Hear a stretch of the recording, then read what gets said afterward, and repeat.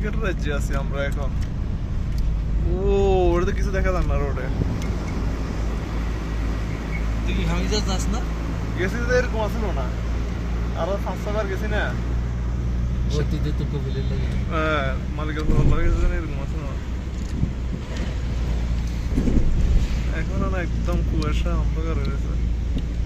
এই গাড়িতে রাত্রে গাড়ি চালালে রিক্স, কি রিক্স? আন্দাজ নেই এরকম। ভাই তো ডেইলি এটা তো ভালো।